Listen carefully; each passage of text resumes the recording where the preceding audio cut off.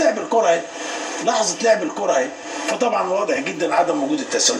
مباراة انا شايفها يعني ما فيهاش اي حالات تحكيمية. يمكن الحالة اللي جاية دي اللي تهمنا فيها، وهي ركلة الجزاء اللي تم احتسابها.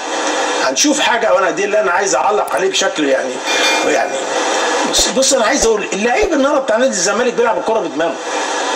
ما تقوليش انه نجح في لعب الكرة والتاني يشوطه بالشكل ده وتقول يستمر اللعب.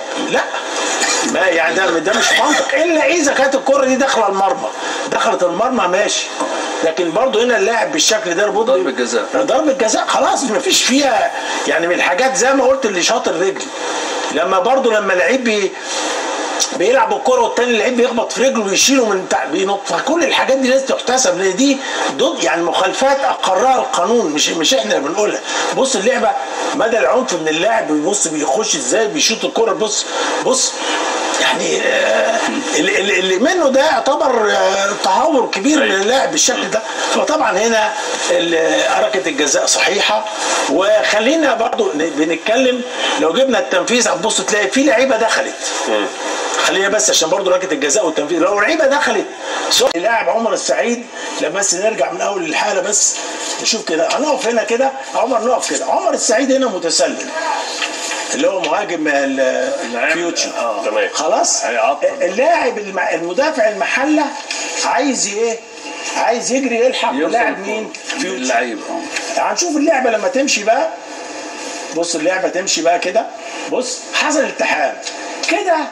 لو ما كانش الحاله بقى من اللقطه اللي جايه، لو الالتحام ده تم قبل اللاعب اللي هو الباك ليفت ده لما يبقى بالشكل ده، بصوا بس نقف هنا، في التحام تم ما بين المدافع واللاعب اللي لا في نفس الوقت اللاعب اصبح ايه؟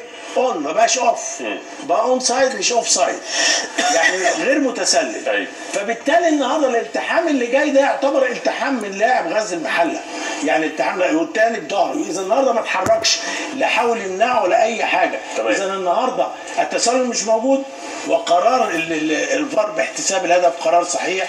وده اللي انا حبيت اوضحه من امبارح. يعني الناس كلمتني انت مش باينه، يمكن حتى كابتن فاروق بعد البرنامج قال لي يا كابتن الناس ممكن مش فاهماها قوي، فالنهارده حبيت اوضحها بس. نورت الدنيا يا كابتن احمد.